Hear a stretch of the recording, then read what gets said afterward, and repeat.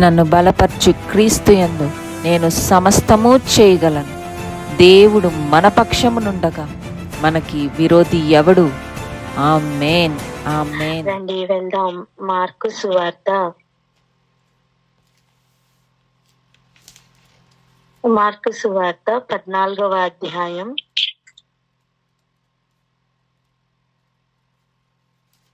34వ వచనం చదువుకుందాం. 34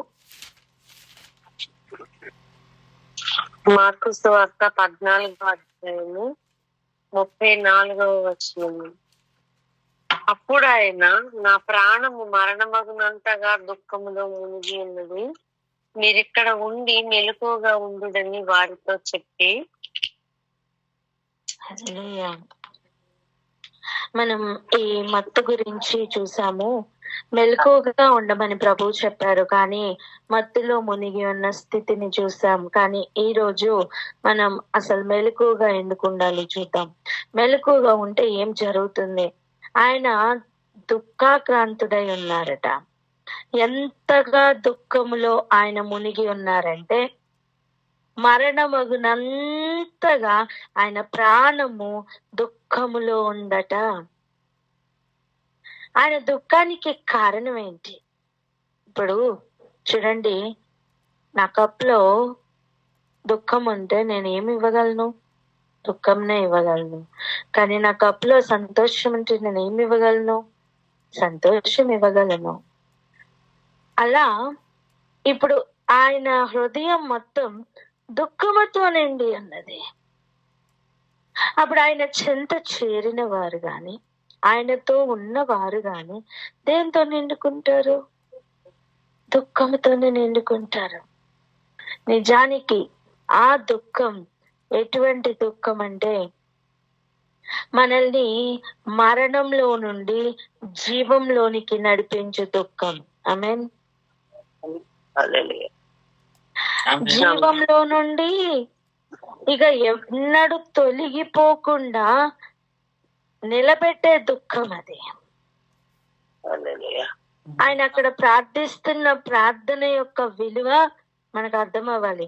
ఆయన మరణమగునంతగా దుఃఖపడడానికి, అక్కడ ఉన్నవారు అది షేర్ చేసుకోలేకపోవడానికి ఆ మధ్యలో ఒక గ్యాప్ ఉంది చూసారా? ఈరోజు నువ్వు నేను అందులోకి ఎంటర్ అవ్వాలి. ఎప్పుడైతే ఆయన ఉద్దేశం నీకు అర్థమవుతుందో, నువ్వు ఆ బాధను రియల్ గా షేర్ చేసుకోగలవు. అంతేగాని లెంట్ డేస్ అని చెప్పి నువ్వు ఆచారంగా ఉపవాసం ఉండి ఆయన దెబ్బల్ని జ్ఞాపకం చేసుకొని, లేదా ఏదో ఒక సీన్ పెట్టుకొని, ఇప్పుడు చాలా ప్యాషన్ ఆఫ్ క్రైస్ట్ అని అనేక దృశ్యాలు మన ఎదురుగుండా పెట్టడానికి చిత్రీకరించి ఉన్నారే, అవన్నిటిని పెట్టుకొని ఏదో రకంగా దాన్ని సిలువను జ్ఞాపకం చేసుకుంటూ ఉండడం అది వేరు. ఆయన పొందిన దెబ్బల్లోనే మనకి స్వస్థత ఉంది, ఇవన్నీ సత్యం. కానీ అసలు ఆయన వెళ్తున్న ఆ దుఃఖం ఎందుకు? నువ్వు అందులో రియల్ గా పాలు పంచుకోగలగాలి. ఆయన ఉద్దేశం క్యారీ చేస్తున్న పిల్లలై ఉండాలి. తండ్రి సన్నిధిలో ఉన్నాయి ఆనంద సంతోషములు. తండ్రితో కోల్పోయిన సమాధానమును మరలా ఎస్టాబ్లిష్ చేయడం కోసం పడుతున్న దుఃఖం ఇది. దూరమైపోయిన మనలను మరలా దగ్గర చేస్తున్న దుఃఖం ఇది. దూరస్తులైన మనలను సమీపస్తులుగా మారుస్తున్న దుఃఖం ఇది.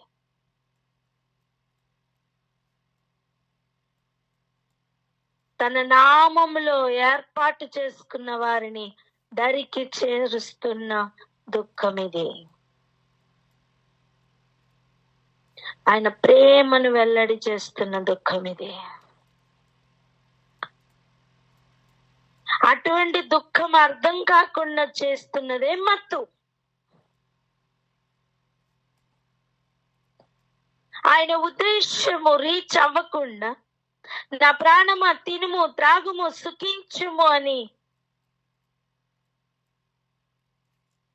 ఒక మత్తులోనికి తీసుకుని వెళ్ళిపోయి ఇంకా దూరస్తులుగా చేస్తున్నదే ఈ మత్తు. అందుకే ప్రభు చెప్తున్నారు, మెలకుగా ఉండుడి. చెప్పండి, ఎలా ఉండాలట?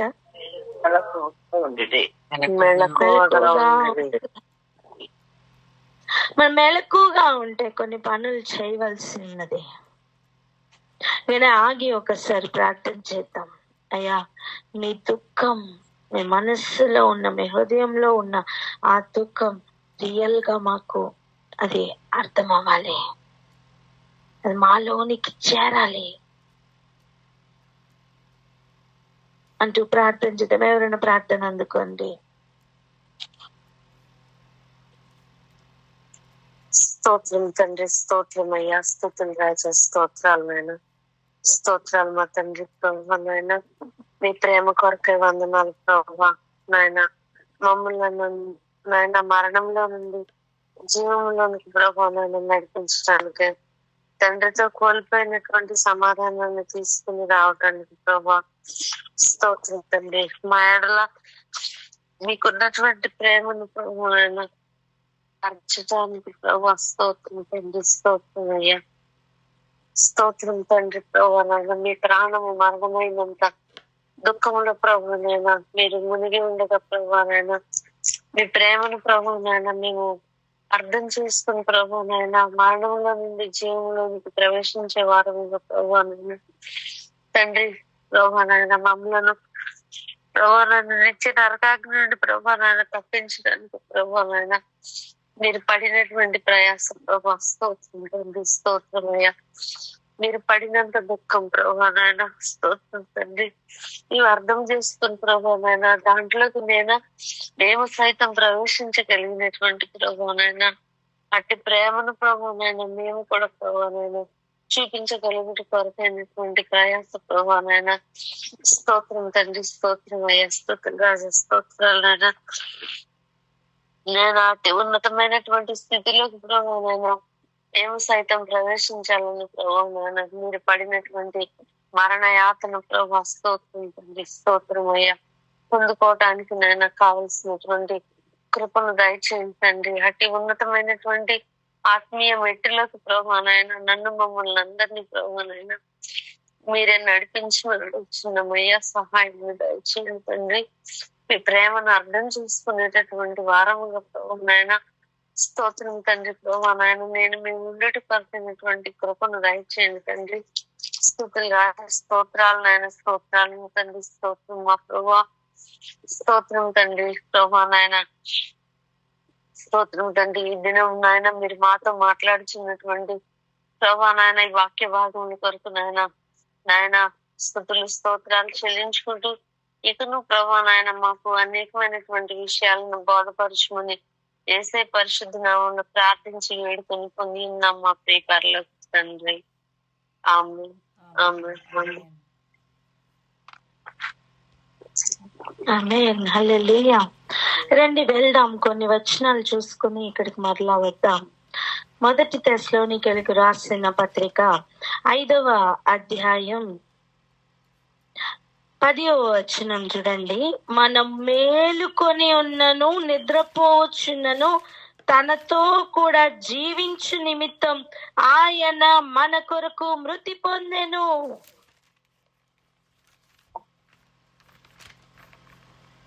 దాని అర్థం ఏంటి? నిద్రపోవచ్చనా? కాదు. ఆయన చెప్తున్నది ఫిజికల్ గా మనం తలగడ పెట్టుకుని పడుకుంటున్న దాని గురించి కాదండి. మీకు అర్థమైందా? ఆ మత్తు కాదు ఇది. మీరు మెలకువగా ఉండండి అని చెప్తున్నది ఫిజికల్ గా కూర్చుని ఇలా ఇలా తూగిపోతున్నా కునుకుపాటు పడుతున్న ఆ మత్తు కాదు ఇది. నీ పొలం పాడైపోతుంటే నీకు నిద్ర పడుతుందంటే అది మత్తు. నీకు అర్థమైందా? నీ జీవితం పాడైపోతుంది కానీ నువ్వు శ్రద్ధ లేని దానిగా, శ్రద్ధ లేని వాడిగా నీ జీవితం పట్ల ఏమీ కూడా అసలు పట్టింపు లేకుండా కేవలం నా ప్రాణమ తినుము తాగుము సుఖించుము అన్నట్లుగా ఏదో ఒక జీవితం అలా కొనసాగిస్తుంటే అది మత్తు. నువ్వు ఏ పరిస్థితుల్లో నువ్వు మెలకుగా ఉండాలో అక్కడ ప్రవర్తించకుండా నువ్వు వెళ్ళిపోతున్న స్థితి ఉంది చూడు, అది మత్తు. అవకాశం ఉన్నప్పుడు దానిని వాడుకోకుండా నీకు చీమల్ని ఎందుకు చూసి సోమరి చీమల యొద్దకు వెళ్ళి జ్ఞానం తెచ్చుకోమని ఎందుకు చెప్పారు? అవి వేసవి కాలమందు ధాన్యమును కూర్చుకుంటాయి, కోట్లల్లో దాచుకుంటాయి. అర్థం? ఒక ఎగ్జాంపుల్ చూడండి. 7 సంవత్సరాలు విస్తారమైన పంట పండుతుంది. మిగిలిన 7 సంవత్సరాలు భయంకరమైన కరువు వస్తుంది అని ప్రభు ముందుగా ఫరో రాజుకు కళల ద్వారా చూపించారు. తనకు అర్థమైందా ఆ కళల భావం? కాల. ఎవరు చెప్పారు వాటి భావం? యోసేపు ద్వారా దేవుడు తనకు బయలుపరిచారు. అప్పుడు తను తీసుకున్న వైజ్ డెసిషన్ ఏంటి? కళల భావం చెప్పిన ఇతడే వాటి నుండి మనల్ని బయటికి తీసుకుని రాగల సమర్థుడు అని ఒక మంచి డెసిషన్ తీసుకొని ఆ బాధ్యత అంతా కూడా యోసేపు చేతిలో పెట్టాడు. అప్పుడు యోసేపు తీసుకున్న స్పెషల్ డ్రైవ్ చూడండి. తనకు ఎంత స్పెషల్ వర్క్ తన మైండ్ లోకి వచ్చిందో చూసారా? దేవుని ఆశ్రయించి ఆ 7 సంవత్సరములు ఏమి చెయ్యాలి అని తను కష్టించి పని చేశాడు. ఎంతగా అంటే ఆ 7 సంవత్సరాలు వచ్చిన పంటను ఏ పట్టణాల్లో పండిన పంట ఆయా పట్టణాల్లోనే ధాన్యాదులు కట్టించి దాంట్లోని కొట్లల్లో పెట్టించేశారు.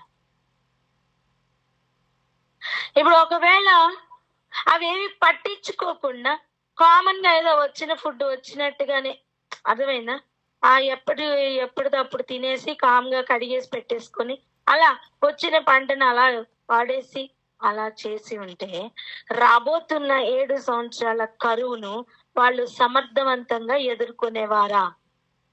చెప్పండి. లేదు అని చెప్పండి. ఎదుర్కోలేకపోయేవారు. అవునా? దాని అర్థం ఏంటి? సమయం ఉండగానే ఇల్లు చక్కబెట్టుకుంటున్న అనుభవం. 7 సంవత్సరములు విస్తారమైన పంట దొరుకుతుందా గ్రాప్ చేసుకొని కొట్లలో దాచుకుంటున్న అనుభవం. దేని కొరకు? రాబోతున్న కరువు కొరకు సిద్ధపాటు. ఇదండి మెలకువ అంటే. అర్థమైందా? అందరూ కామన్ గా వెళ్తున్నట్టుగా వెళ్ళలా. ఖచ్చితంగా రాబోతున్న కాలం కొరకు ప్రిపరేషన్ చూస్తున్నాం మనం అక్కడ. అలా రాబోతున్న ఉగ్రతను తప్పించుకోవడానికి ఇప్పుడున్న సమయమును వాడుకుంటున్న వాడే మెలకువగా ఉన్నవాడు. ఎంతమందికి అర్థమవుతుంది? నిద్రమత్తు అంటే కేవలం ఒక తలగడేసుకొని పరుపేసుకొని పడుకోవడం కాదు. నీకు వాక్యం విడుదల అవుతున్నప్పుడు ఒకవేళ నిద్రపోతున్నావు, అది మత్తే, జాగ్రత్త. ఎందుకు? నీవు విడుదలవుతున్న వాక్యం నీ జీవితాన్ని సరిచేస్తుంది, బుద్ధి చెప్తుంది, గద్దిస్తుంది. అది నీకు గ్రహింపులోకి రాకుండా చేస్తున్న మొదటి తంత్రం ఈ ఫిజికల్ గా ఉన్న నిద్రమత్తు. అది ఒకవేళ పరిపాలిస్తుంటే మనల్ని మనమే జాగ్రత్త చేసుకోవాలి. చెప్పండి, ఏం చేయాలి? చీమలు బెల్లం దగ్గర తీసుకెళ్ళి పెట్టండి. చీమని బెల్లం దగ్గర తీసుకెళ్ళి అక్కడ కూర్చోబెట్టండి. నిద్రపోద్దా? అసలు నువ్వు ఒక దారి క్లోజ్ చేయి, ఇంకో దారి ఎత్తుక్కుంటది. మళ్ళీ ఇంకొక దారి క్లోజ్ చేయి, మళ్ళీ ఎత్తుక్కుంటది. మీరు గమనించండి, మొత్తం ఒక రౌండ్ గీసి, లక్ష్మణ రేఖ ఏదో ఒకటి గీసి ఒక చిన్న దారి విడిచిపెట్టండి. ఆ ఒక్క దారి వెతుక్కుని వచ్చేస్తుంది. ఏమండి, చీమకి ఎలా తెలిసిందా దారి? అర్థమైందా? మెళకువగా జ్ఞానంతో వెతుకుతుంది. మాకు దొరకలేదండి కాదు, నీకు గమ్యం కనిపిస్తుంది. ఏదో రకంగా పో, దాన్ని రీచ్ అవు. మెళకువగా ఉండడం అంటే అది. అర్థమవుతుందా? ఎంతమందికి అర్థమవుతుంది? నీకు విరివిగా దొరుకుతున్నప్పుడు దానిని తెచ్చి పెట్టుకొని దాచుకోవడం అండ్ కరువు స్థితి అండ్ లేని ఒక స్థితి రాబోతున్నప్పుడు దాని కొరకు ప్రిపేర్ అవ్వడం అవసరం. దాని అర్థం ఏంటి? ఇప్పుడు వెళ్ళి ఒక 25 కిలోలు నీకు నెలకి చాలు బియ్యం, ఇప్పుడు వెళ్ళి 25 క్వింటాలు తెచ్చుకుని పెట్టుకోమన్నా దాని అర్థం కాదు. వాక్యం నీ కొరకు ఎవరు మరణించారు? బియ్యం మరణించాయా? నీ కొరకు ఎవరు మరణించారు? నూనె మరణించిందా? నిన్ను జీవంలోనికి తీసుకుని రాగలిగింది ఎవరు? మళ్ళీ యేసు ప్రభు. అర్థమైందా? నువ్వు వాక్యం కొరకు ఈ ప్రయాసపడాలి. రాబోతున్న కాలంలో వాక్యం దొరకని కాలం రాబోతుంది. అర్థమవుతుందా? అంతెందుకు, ఇప్పుడు ఉన్నట్టుగా రేపొద్దున అలా ఉండదు. కాలం అలా ఉండదు. మీరు అనుకుంటున్నారా ఇంతే కంఫర్టబుల్ గా ఉండబోతుంది కాలం అని? ఎన్నో ఆది అపోస్తలుల కాలంలో ఎన్ని శ్రమలైతే వచ్చాయో అంతకంటే భయంకరంగా కడపటి కాలంలో శ్రమలు రాబోతున్నాయి.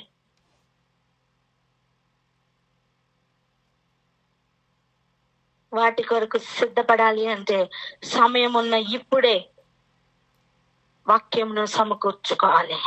దేన్ని సమకూర్చుకోవాలి చెప్పండి? వాక్యమును సమకూర్చుకోవాలి. అందుకే నేను కనెక్టెడ్ గా చెప్తున్న ఆ మొదటి విషయాలు కొంచెం చూడండి జాగ్రత్తగా.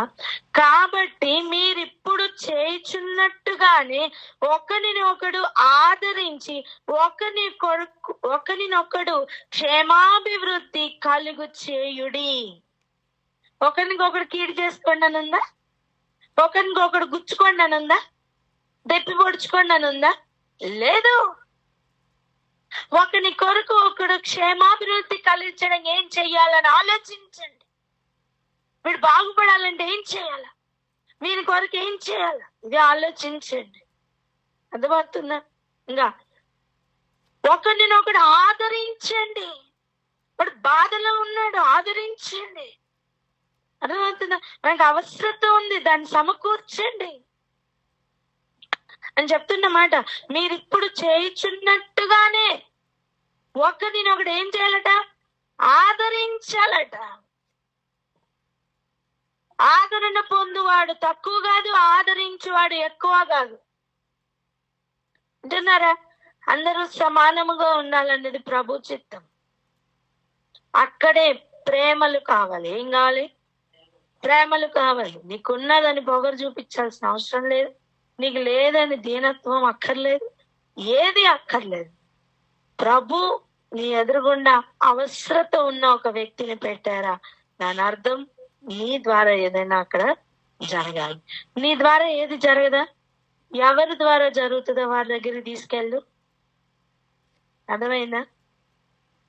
నీ ఇంటిలో ఒంట్లో బాలేని ఒక వ్యక్తి ఉన్నారు, నీ వల్ల అవ్వదు. అప్పుడు ఎక్కడ తీసుకెళ్తావు? హాస్పిటల్కి తీసుకెళ్తావా లేదా? దాని అర్థం ఏంటి? నీ వల్ల అవ్వదు కనుక నువ్వు అది ఎవరి వల్ల అవుతుందో అక్కడ తీసుకెళ్తున్నావు. ఎగ్జాక్ట్ గా అలాగనే నీ వలన ఎంతవరకు ఆదరణ సాధ్యమో అంతవరకు ఆదరించు. నీ వల్ల కావట్లేదా? ఇంకెక్కడ దొరుకుతుందో అక్కడికి తీసుకుని వెళ్ళి మేలు నిమిత్తం. దేని నిమిత్తం? మేలు నిమిత్తం. కీడు చేయడానికి కూడా మనం ఒకరి సహాయం ఒకరికి తీసుకుంటాం తెలుసా?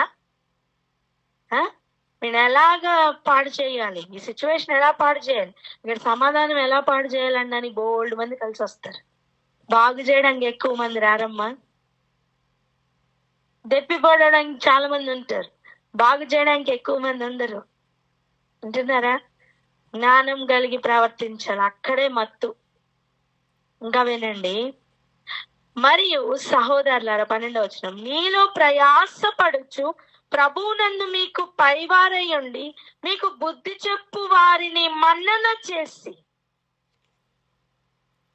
వారి పనిని బట్టి వారిని ప్రేమతో మిక్కిలి ఘనముగా ఎంచవలనని వేడుకొనుచున్నాము. ఏంటట?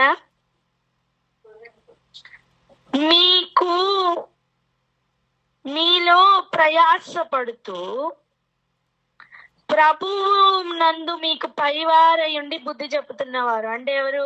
నాయకులైన వారు. వారిని ఏం చేయాలా? మన్నన చేయాలా, వారికి మర్యాద ఇవ్వాలా, వారిని గౌరవించాలా, హీనంగా మాట్లాడడం కాదు. అర్థమైందా? వారిని మన్నన చేసి వారి పనిని బట్టి వారిని ప్రేమతో మిక్కిలి ఘనముగా ఎంచవలెను. అంతేగాని వారి పనిని చులకన చేయొద్దు. వారు చేస్తున్న పని చులకనైన పని కాదు. పని లేని వారు కాదు వాళ్ళు. చెప్పండి, నాయకులు పని లేని వారు కాదని. నాయకులు పని లేని వారు కాదు. ప్రభువు నందు వారు కష్టపడుతున్న వారండి. వారిని ఘనంగా చూడటం నేర్చుకోవాలి.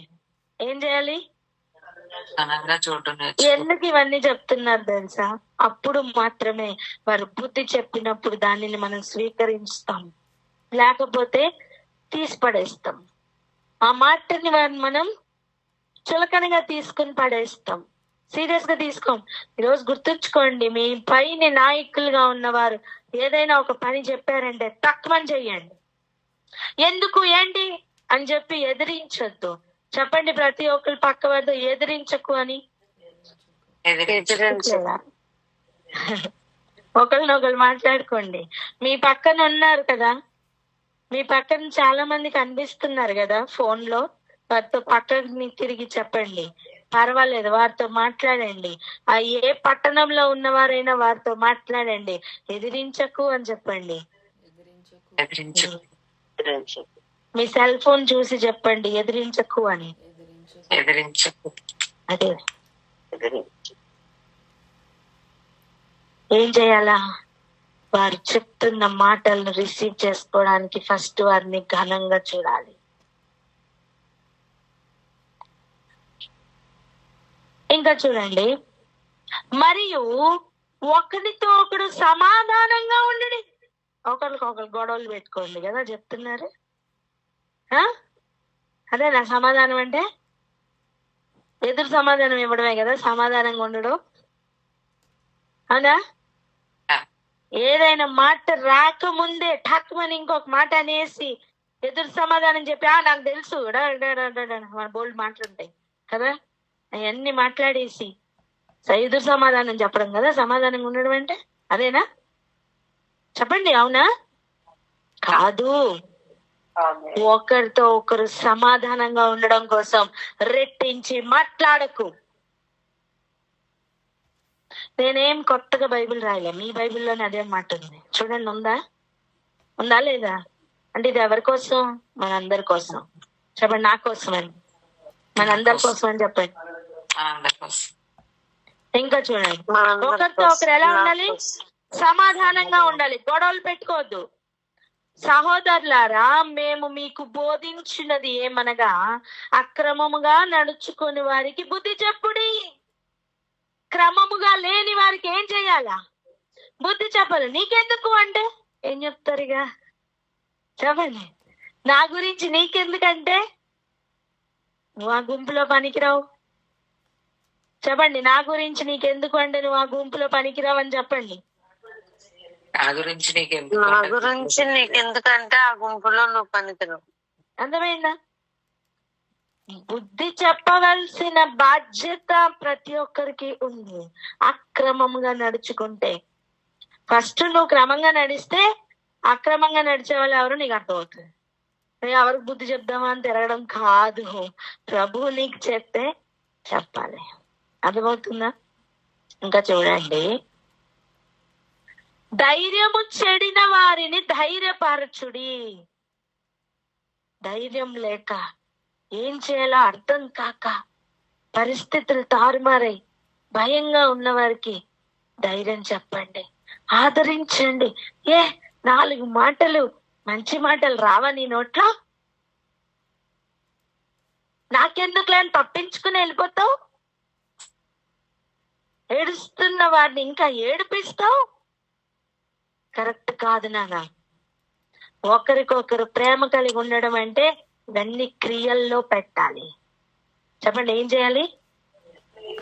ఇవన్నీ క్రియలలో పెట్టాలి. ఇంకా చూడండి, బలహీనులకు ఊతనీయుడి, అందరి ఎడల దీర్ఘశాంతము కలవారై ఉండుడి. తొందరపడండి అనుందా? దీర్ఘశాంతం కావాలి. చెప్పండి, చేయబట్టుకుని చెప్పండి, దీర్ఘశాంతం కావాలి. దీర్ఘశాంతం కావాలి. కొంచెం శాంతి మాత్రం కాదు, దీర్ఘశాంతం అంటే ఓపిక పట్టాలా. అర్థమవుతుందా? బాగవుతాయి, పరిస్థితులు బాగవుతాయి, మనుషులు బాగవుతారు. దీర్ఘశాంతం కలిగి ఉండాలి. ఇంకా చూడండి, ఎవడును కీడునకు ప్రతి కీడు ఎవరికైనా చేయకుండా చూచుకొని, ఇలా చేశాడు గనుక నేను ఇలా చేస్తా. ప్రతి కీడు, అర్థమైనా? క్రియకు మళ్ళీ చేస్తున్న క్రియ ప్రతిక్రియ, మాటకు రియాక్షన్ కి మళ్ళీ యాక్షన్ కి ఇంకొక యాక్షన్ చేయడం, ఇంకొక రియాక్షన్ ఇవ్వడం, ఇవన్నీ కూడా మనం చెయ్యొద్దు. వింటున్నారా? కీడుకి ప్రతి కీడు చెయ్యొద్దు. వాళ్ళు ఒకటి కొట్టారు, నువ్వు 4 కొట్టే ఈ లోకంలో కరెక్ట్, దేవునిలో అది కరెక్ట్ కాదు. వారు ఒక మాట అన్నారు, నువ్వు 10 మాటలు మాట్లాడితే ఈ లోకంలో నీది పై చెయ్యి, అవునా? దేవునిలో అది కాదు. తెలియక మాట్లాడారేమో, క్షమించి వదిలేసే. అక్కడితో ఆ ప్రాబ్లం ఎండ్ అయిపోతుంది. నువ్వు ఇంకొకరికి చెప్పి, వాళ్ళు ఇంకొకరికి చెప్పి. అర్థమైందా? ప్రార్థన కొరకు చేరి ముసలమ్మ ముచ్చట్లు ఇక్కడ మాట్లాడేటట్టయితే ఆ లోకాన్ని ఇక్కడ తెచ్చే వ్యక్తిగా మారిపోతావు నువ్వు. వద్దమ్మా, వింటున్నారా? ప్రార్థన కొరకు కూడిన వారు దేని కొరకు కూడతారు?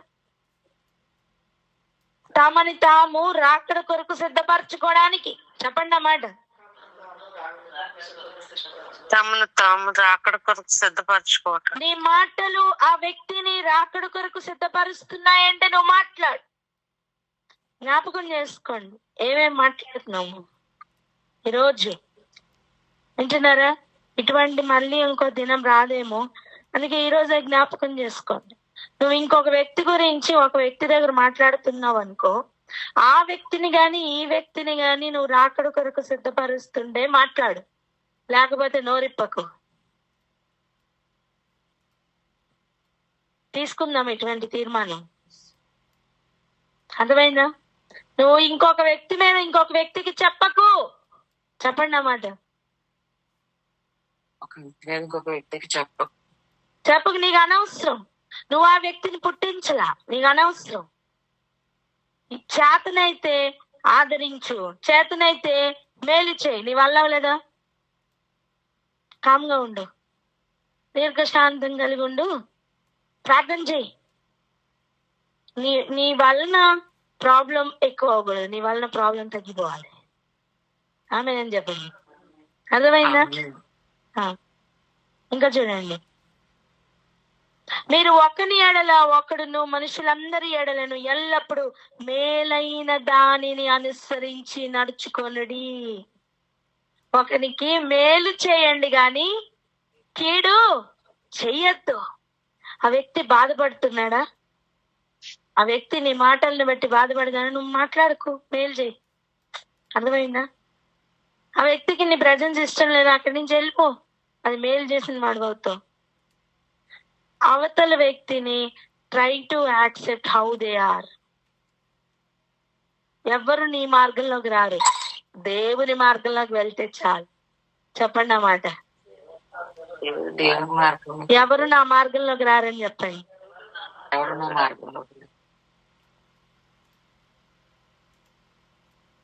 అందరూ దేవుని మార్గంలో నడిస్తే చాలు. అర్థమైందా?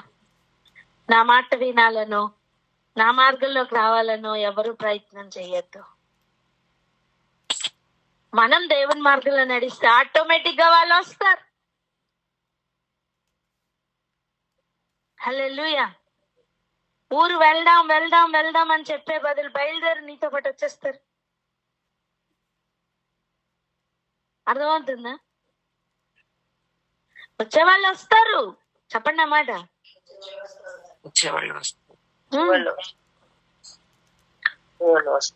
ఎల్లప్పుడూ మేలైన దాన్ని చేయండి. ఇవన్నీ కూడా మనం ప్రాక్టీస్ లో పెట్టామనుకో, నిన్ను చూసి నీతో ఉన్నవారు కూడా ఇలా తయారవుతారమ్మా. ఇంకా చూడండి, ఎల్లప్పుడూ సంతోషముగా ఉండుడి, ఎల్లప్పుడూ మూతి ముడుచుకుని ఉండండి అని ఉంది కదా, ఉందా? ఎల్లప్పుడూ ఏడుపు మొహంతో కన్ఫ్యూజన్ తో ఉండమని ఉందా? లేదు. ఎల్లప్పుడు ఎలా ఉండాలి? సంతోషంగా ఉండండి. అనవసరమైన ఆలోచనలతో మీ సంతోషాన్ని పాడు చేసుకోవద్దు. ఎప్పుడు సంతోషంగా ఉండండి. ఎడతెగక ప్రార్థన చేయుడి. హల్లెలూయా. మనం అన్ని ఆపోజిట్ చేసేది. నాయకులకి గౌరవం ఇవ్వం, వాళ్ళ మాటని పట్టించుకోం, ఎదురు చెప్తాం, ఎవరికైనా సరే ప్రతికీడు చేయకుండా ఊరుకోం. ఎప్పటిదో 10 సంవత్సరాల క్రితం వాడు అన్న మాటకి మాటు వేసిన వారిలాగా ఎదురు చూస్తూ ఆ సమయం సందర్భం రాగానే తక్కువని ఇంకొక మాట అని, అప్పుడు నువ్వు అలా చేసావు, ఇప్పుడు నేను దానికి రివెంజ్ తీసుకున్నాను అన్నట్టుగా ఫీల్ అవుతూ ఉంటాము. ఇవన్నీ దేవుని బిడ్డలు చేయాల్సిన పనేనా? కాదు. నాకు మాట చెప్పిన, మెలకుగా ఉన్నవాడు ఇవన్నీ పాటిస్తాడు, నిద్రపోతున్నవాడు ఇంక ఆపోజిట్ లో చేస్తాడు. ఎంతమందికి అర్థమైంది? మెలకుగా ఉన్నవాడు ఇవన్నీ పాటిస్తారు. చెప్పండి, మెలకుగా ఉంటే ఇవన్నీ పాటిద్దామని. కొంచెం నువ్వు ఏమార్చావా, కొంచెం నువ్వు కునుకు పాటిని అలౌ చేసావా, దీనికి ఆపోజిట్ లో చేస్తావు. నువ్వేం చేస్తున్నావో, నీ క్రియలు ఎలా ఉన్నాయో ఒకసారి రాసుకో. ప్రతిరోజు నువ్వు ఈరోజు ఎవరెవరితో మాట్లాడావు, ఏమేం చేసావు, ఎలా ఆలోచించావు అన్ని రాసుకో. నీకు అర్థమైపోద్ది. ఇవన్నీ క్రియలు. హలో, వినాలి. ఇవన్నీ క్రియలు. ఇవన్నీ ఏంటి? క్రియలు. ఇవన్నీ దేవుని క్రియలు, దేవుని ఆశ, దేవుని చిత్తం ఇవన్నీ ఉన్నాయి. ఓకే, ఇవన్నీ ఆయన నీతి క్రియలు. ఇప్పుడు మనం మన ఇష్టం వచ్చినట్టు చేస్తాం కదా, అవన్నీ కంపు వాసన కొట్టే క్రియలు. ఇవన్నీ సువాసనతో నిండిన క్రియలు. మన క్రియలు ఎలా ఉన్నాయో మనమే చెక్ చేసుకొని మారుదాం. ఇంకా ప్రతి విషయమందును కృతజ్ఞతాస్తుతులు చెల్లించుడి. ప్రతి విషయానికి సనగండి, గొనగండి అని లేదు. ఈ పరిస్థితిని బట్టి స్తోత్రమయ్యా, అదేనా కృతజ్ఞతలు. చాలా మందికి ఎంత ఉన్నా తృప్తి ఉండదు. ఏంటి ఉండదు? తృప్తి ఉండదు. ఇంకా ఏదో కావాలి, అది కావాలి, ఇది కావాలి, ఇది కావాలి, అది కావాలి. నేను ఇంకా ఉన్నతమైన స్థానంలో ఉండేదాన్ని. అమ్మ, ఇప్పుడున్న స్థితి నిన్ను దేవునికి దగ్గర చేస్తే చాలు నాన్న. అర్థమైందా? ఏంటి? దేవునికి దగ్గర చేస్తే చాలు. అర్థమైందా? ప్రతి దాన్ని బట్టి కృతజ్ఞతలు చెల్లించండి. ఫస్ట్ స్తుతి చెల్లిస్తే ఆయన వస్తారు, దాని మీద సింహాసనసీనుడై ఉంటారు, ఆయన చిత్తం నెరవేరుతుంది. సణిగితే గొణిగితే అపవాది వస్తాడు, ఆయన చిత్తం నెరవేరుతుంది. ఇంకేం చేయాలి?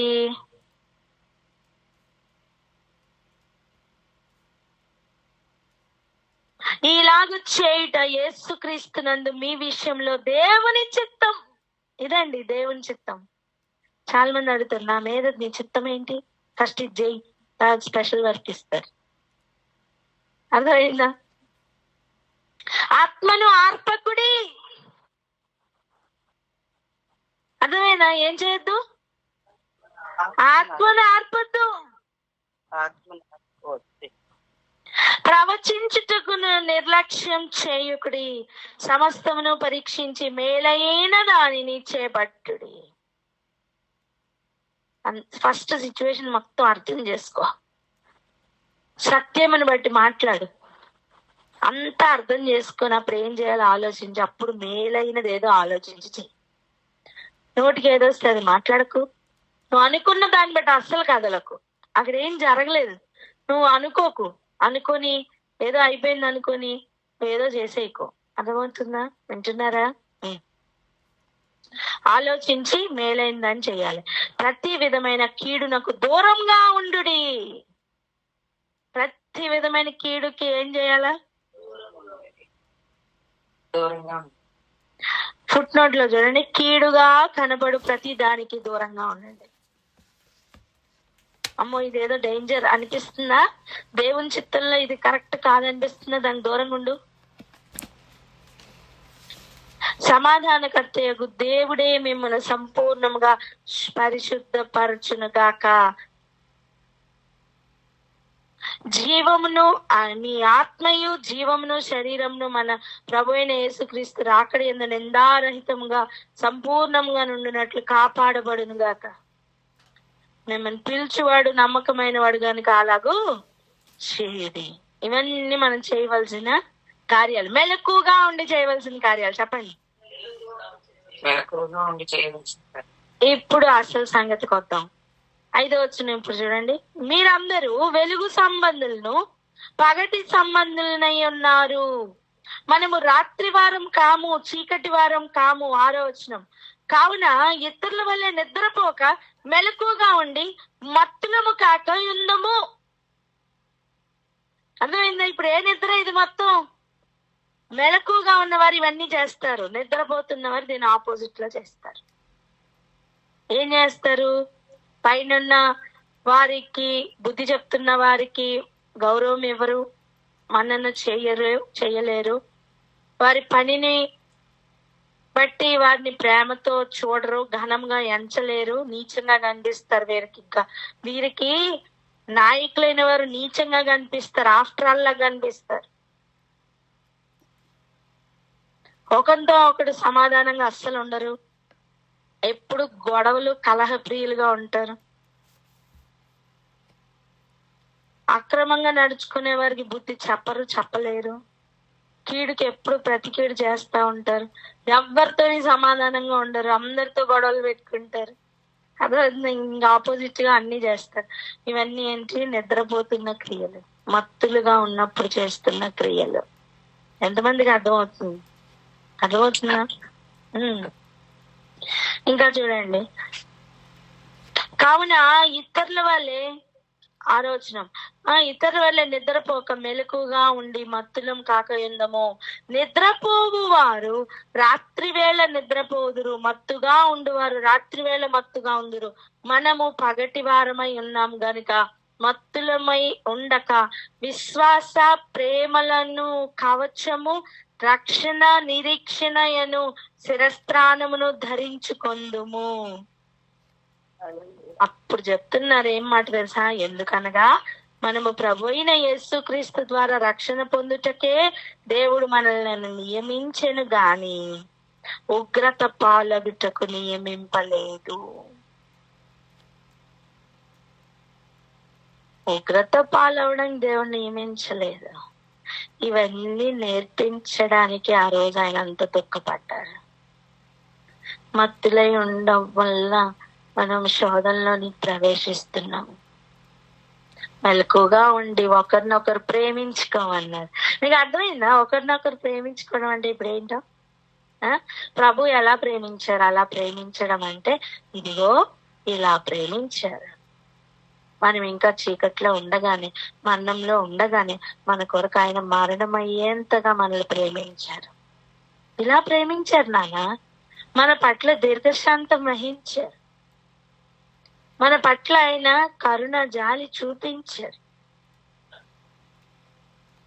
మనం చేస్తున్న కీడుకు ప్రతి కీడు ఆయన చెయ్యలా. ఈవెన్ ఆ రోజు చంపుతున్న వారిని కూడా చూసి యేసయ్య ఏం పలికారో తెలుసా? వీరేం చేయుచున్నారు, వీరికి తెలీదా, క్షమించండి. ఏనాడైనా ఆ మాట చెప్పావా?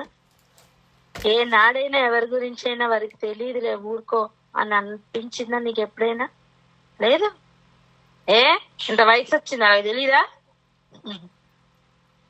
అలా మన చిన్నపిల్లలా ఇలా మాట్లాడతాం కదా? కాదు.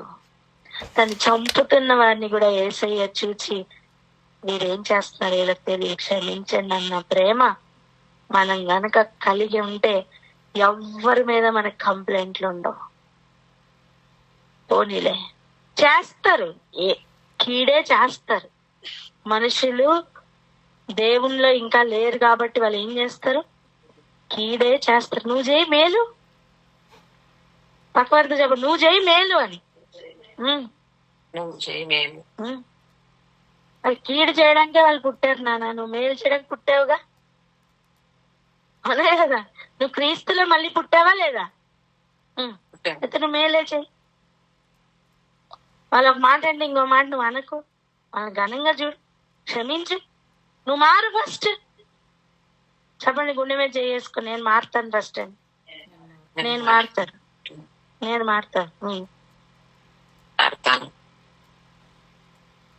మనము మేలుకొని ఉన్నను నిద్రపోచునను తనతో కూడా జీవించు నిమిత్తం ఆయన మన కొరకు మృతి పొందెను. ఆ మృతి పొందడానికి ముందు ఈ దుఃఖాక్రాంతుడై ప్రభువు ఆయన యొద్దకు వెళ్ళి మొర పెడుతున్నారు. ఈ మొర ఎంత గొప్పదో మీకు ఇప్పుడు అర్థమైందా?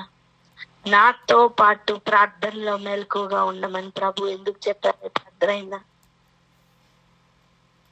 మనం ఆయన ప్రేమలోనికి ఎంటర్ అవ్వాలి. చెప్పండి, ఎందులోకి ఎంటర్ అవ్వాలి? ఆయన ప్రేమలోనికి ఎంటర్ అవ్వాలి. మీకు అనిపించవచ్చు అసలు ఈ మాటలని ఎక్కడ రాశారైనా, అందుకే మళ్ళీ ఆ ఏరియాకి వెళ్దాం రండి. అదే పస్కా పండుగ సమీపమైనప్పుడు ఆయనని అంటే చంపడానికి తీసుకుని వెళ్ళడానికి అప్పగించి వాడు బయలుదేరినప్పుడు ఆ సమయం సందర్భం అన్ని ఒక దగ్గరే ఉన్నాయి. అదే ఆ ఏరియాకే వెళ్దాం. మనం ఎక్కడికి వెళ్దామంటే యోహాను సువార్తకి వెళ్దాం రండి. యోహాను సువార్త 13వ అధ్యాయం 1వ వచనం మొదటిగా చదువుకున్నాం. ఇప్పుడు తాను ఈ లోకం నుండి తండ్రి యొద్దకు వెళ్ళవలసిన గడియ వచ్చెనని యేసు పస్కా పండుగకు ముందే ఎరిగిన వాడే. ఇప్పుడు తెస్సలోనికీ పత్రికలో మనం ఏం చదివాం? ఆయన మృతి పొందెను. దేని కొరకు? ఇదంతటి కొరకు. అవునా? మనల్ని జీవంలోనికి తీసుకుని రావడం కోసం మన కోసం మృతి పొందారట. అలా మృతి పొందడానికి సమీపమైనప్పుడు ఈ మాటలు చెప్పారు. అప్పుడు ఈ మాటలు ఎంత ఇంపార్టెంట్ ఇప్పుడు అర్థమైందా? ఏమని చెప్తున్నారు? లోకంలోనున్న తన వారిని ప్రేమించి వారిని అంతం వరకు ప్రేమించెను. ఇప్పుడు చూడండి దాని కనెక్టెడ్ గా 33, 34 వచనాలు చూడండి. పిల్లలారా, ఇంకా కొంతకాలం మీతో కూడా ఉండును. మీరు నన్ను వెతుకుతురు. నేను ఎక్కడికి వెళ్ళుదునో అక్కడికి మీరు రాలేరని నేను యూదులతో చెప్పిన ప్రకారము ఇప్పుడును మీతోనూ చెప్పుచున్నాను. నేను ఎక్కడికి వెళ్తున్నానో అక్కడికి మీరు రాలేరు. ఎక్కడికి వెళ్ళబోతున్నారు? తండ్రి కుడి పార్శ్వమునకు వెళ్ళబోతున్నారు. అక్కడికి మనం వెళ్ళలేం. భూమి మీద ఉన్నప్పుడే ఆయన మాటల్ని రిసీవ్ చేసుకొని జాగ్రత్తగా భద్రపరచుకోవాలి. మీరు ఒకరినొకరు ప్రేమింపవలెనని మీకు క్రొత్త ఆజ్ఞ ఇచ్చుచున్నాను. ఒకరినొకరు ప్రేమించాలని క్రొత్త ఆజ్ఞ ఇస్తున్నారట. అంతవరకు ఎలాంటి ఆజ్ఞలు ఉన్నాయి? మీరు మీ దేవుణ్ణి ప్రేమించాలి, పూర్ణ హృదయంతో పూర్ణ మనసుతో మీ దేవుడైన యెహోవాని ప్రేమించాలి. రెండోది, అన్నిట్లోని కూడా ముఖ్యమైన ఆజ్ఞలేవి? నిన్ను వల్లే నీ పొరుగు వాడిని ప్రేమించాలి. ఇప్పుడు ఇవన్నీ కాదు, కొత్త ఆజ్ఞ, మీరు ఒకరినొకరు ప్రేమించాలి. అర్థమైనా? మీరు ఒకరి ఎడల ఒకడు ప్రేమ గలవారైన ఎడల దీనిని బట్టి మీరు నా శిష్యులని అందరూ తెలుసుకుందురనెను. ప్రేమ లేనివాడు ఆయన వాడు కాదు. ఎలా ప్రేమించాలి అని ఎంతవరకు తెలియదు. ఈరోజు నేర్చుకున్నావుగా. కీడుకు ప్రతికీడు చేస్తావా? ఇంకా మాటకి మాట చెప్తావా? నాయకులేని వారిని దూషిస్తావా? నీచంగా చూస్తావా ఎవరినైనా? అర్థమైందా? మెలకుగా ఉందామా నిద్రపోదామా? ఇప్పుడు చెప్పండి. నిద్రపోవడం అంటే ఇప్పుడు ఏంటి అర్థమైందా? నువ్వు నిజానికి ఇలా నిద్రపోవడం వల్ల నీకు ఏ ప్రాబ్లం లేదు నాన్న. పక్కోడికి కూడా ఏ ప్రాబ్లం లేదు, ప్రేమలో గొడవే లేదు. మనం మెలకుగా ఉన్నప్పుడు, మనం మత్తులై ఉంటే అపవాది ఇంకా ప్రేరేపిస్తాడు. నీ వలన వాడి కార్యాలన్నీ జరుగుతాయి. నువ్వు కోపంగా తిరుగుతావు, నువ్వు చిరాగ్గా తిరుగుతావు, నీ వలన సమాధానం ఉండదు. ఇవన్నీ కూడా అపవాది క్రియలు నాన్న. వాటిని చంపివేయి. మెలకుగా ఉండు.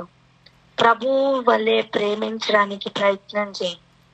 మెలకుగా ఉంటేనే ఇవన్నీ చేయగలవు. చెప్పండి, మెలకుగా ఉంటేనే ఇవన్నీ చేయగలవు అని చెప్పండి. మెలకుగా ఉంటేనే ఇవన్నీ చేయగలం. ఆయన అసలు ఇంకా ఆయన దుఃఖం ఏంటి, ఇంకా వీటిని మనం ఇంకా డీప్ గా రేపటి దినాన్ని నేర్చుకుందాం. ఈ రోజుకి ఇక్కడ ఆగి ప్రార్థన చేద్దాం. నేను ప్రాక్టీస్ చేయడానికి ఒక దినం సరిపోద్దా? జీవితం అంతా కావాలి. చెప్పండి, జీవితం అంతా కావాలి. చెప్పాలి, జీవితం అంతా కావాలి. ప్రార్థన చేసుకుందాం అక్క. Hallelujah. Thank you Jesus. Thank you lord.